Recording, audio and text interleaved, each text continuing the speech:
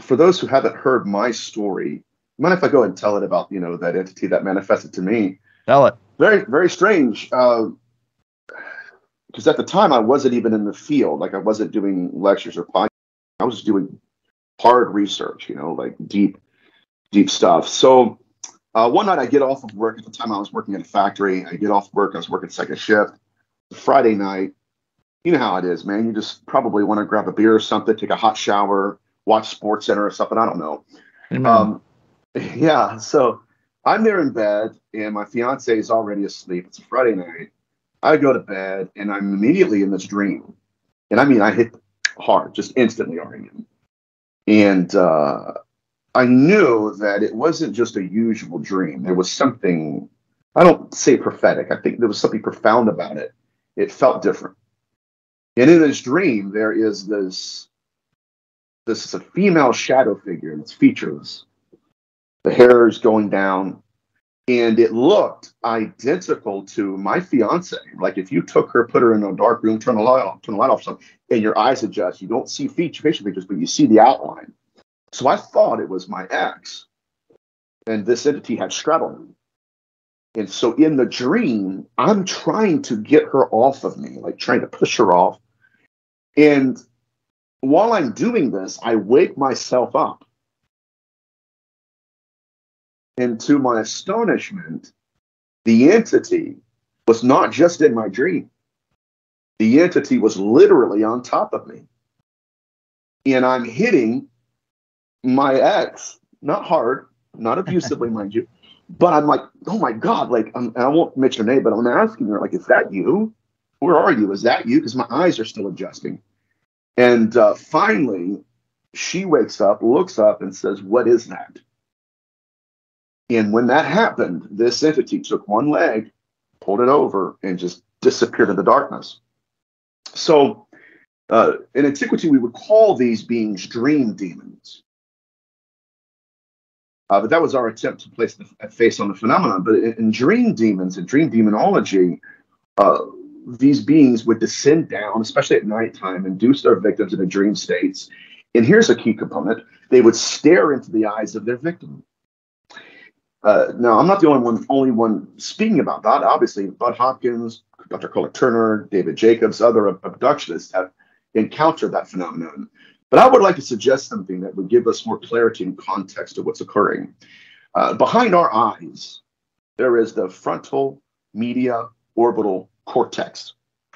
That is the part of our brain that tells us whether or not what we're experiencing is real. So it's not just the hypothesis of David Jacobs, which I love.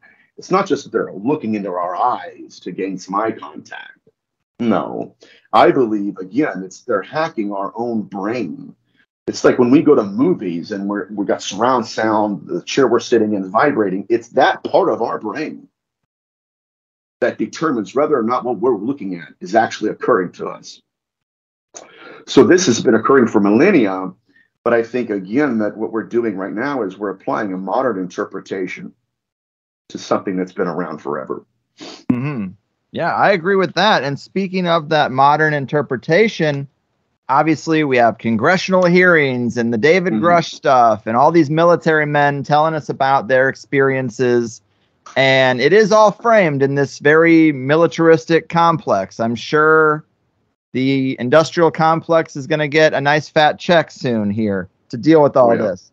But we do know from Nick Redfern's book, Final Events, which I know you've talked about before, there was a contingency, probably still is, within the government, the big machine, that concludes very differently and is more on the page that you're on, which is that this is an ancient thing and a spiritual religious context is a lot more accurate than a sci-fi one. I actually saw a post from Nick recently where he said he wanted to write the sequel to Final Events, but the typical publishers he has relationships with have said no.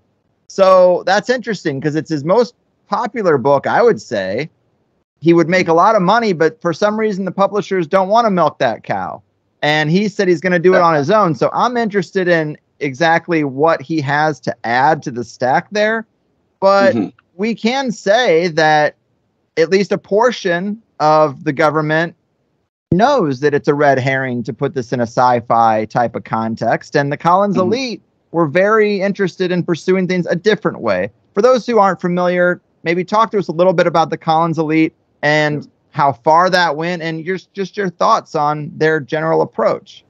Yeah, I'm trying to look for the final events here for people that do not have it. So here we go.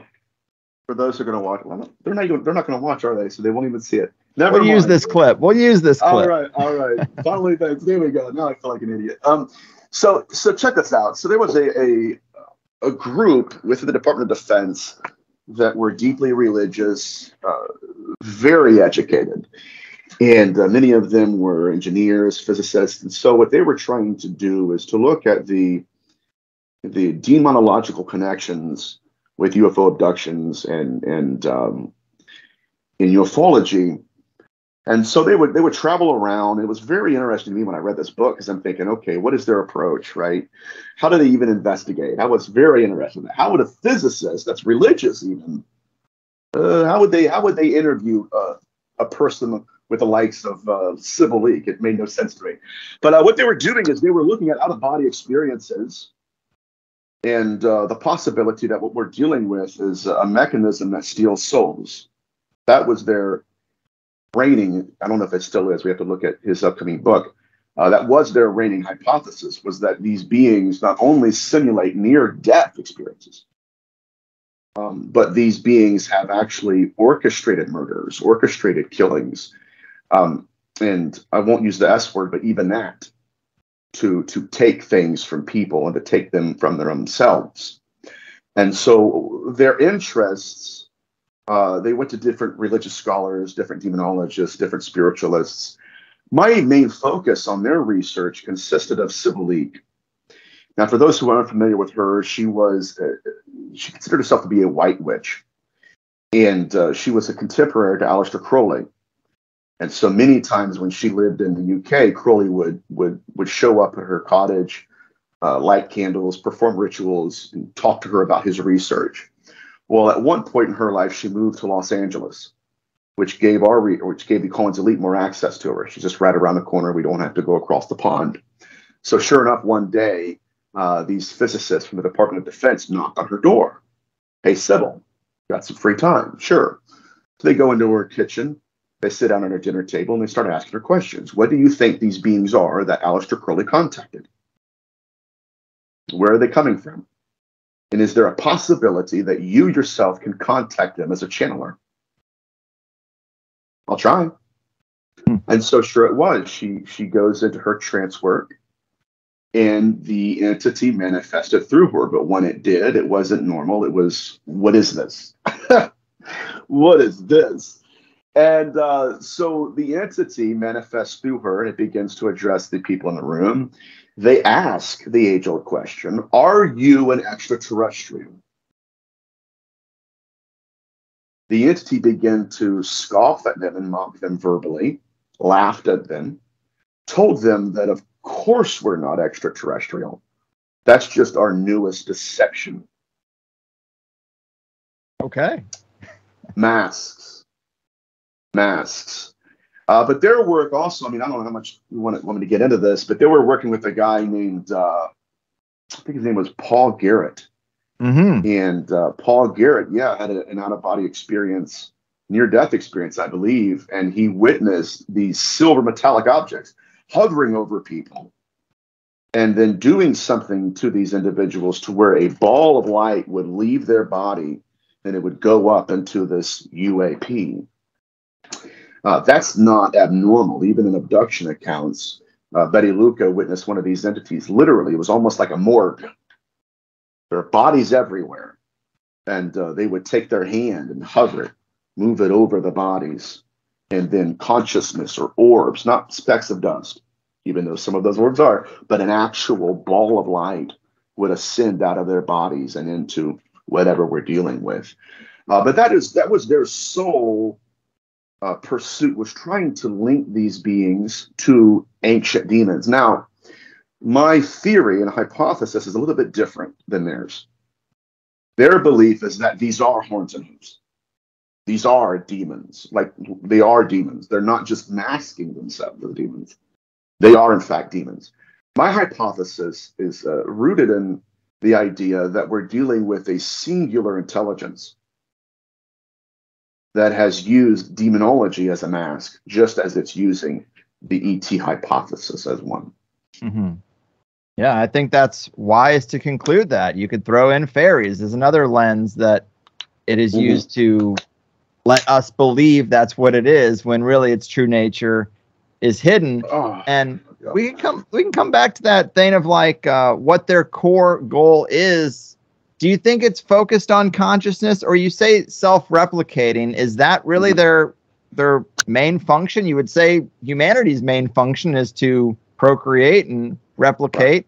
Is that their primary goal, or do they want to do something more to humanity? Are they trying to make hybrids, or are they just trying to continue their own kind? Well, when we get into these abduction accounts, even in antiquity, there's something that we see. It's glaringly obvious. There is a control mechanism being employed by the phenomenon. If you get too close, it will correct you.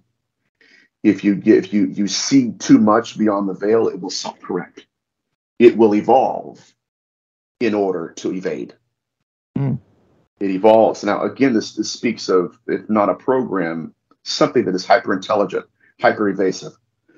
Even more than that, when we get into accounts of them producing screen memories, we saw that in the 16th century with some of these possession accounts where the victims didn't quite know what to remember. Was that real, or is this real? Was I really assaulted, or was this just a figment of my imagination?